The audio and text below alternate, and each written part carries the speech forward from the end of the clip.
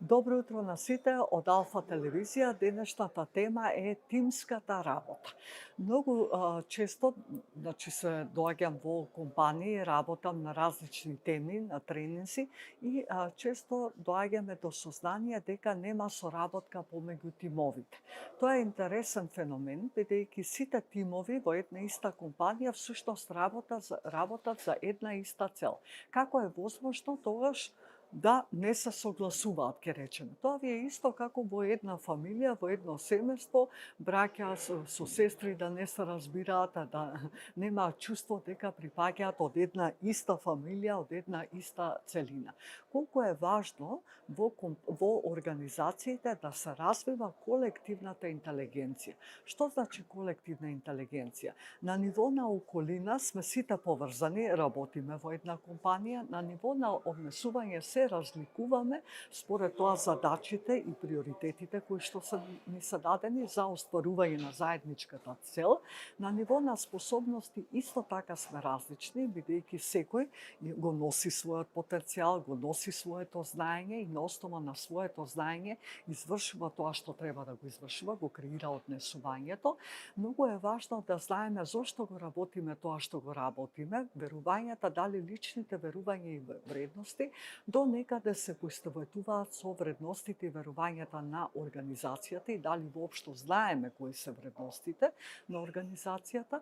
На ниво на идентитет е важно да се чувствуваме вистински на ниво на идентитет, дека припаѓаме во организацијата, дека чувствуваме собственост за тоа што го работиме, а воедно со тоа кога ќе чувствуваме собственост за работата, ние креираме одговорност и секако е важно да се знае зашто го правиме тоа што го правиме, всушност што придонесуваме точно и каде води нашава тимска работа, каде води нашава колективна интелигенција, секако која е поголемата цел. Најчесто предизвиците во тимовите се на ниво на однесување, односно не ја гледаме позитивната намера позади однесувањето и не се освестени вредностите и верувањата за тоа зошто го работиме тоа што го работиме, зошто токму тие задачи, каде води тоа, која е поголемата цел кон која сите се стремиме и како сакаме да ја развиваме организацијската култура, воедно и да ја развиваме и колективната интелигенција во тимот и во целата компанија. Затоа е многу важно личниот развој на вработените. Личниот развој подразбира освестување на своите лични стратегии, кои што на преживување, динамики кои што го предизвикуваат однесувањето и најчесто тие стратегии се на подсвести, што значи ги пренесуваме во секој контекст каде и да сме, а нема потреба. Некогаш во некој контекст можеби треба да сме проактивни, во некој контекст треба да сме реактивни. Некаде треба да ги гледаме процедурите, а некогаш големата слика.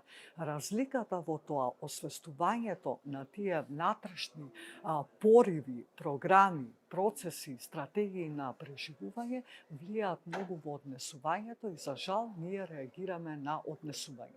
Личниот развој на вработевините е значаен за да излеземе од тој да кажам процес кој што ни се автоматски пилот кој што ни се случува на секого од нас и да реагираме соодветно во секоја ситуација, да бидеме во coach state, да се чувствуваме себе си, да знаеме дали реагираме соодветно во одредената ситуација, ако не, како тоа да го промениме.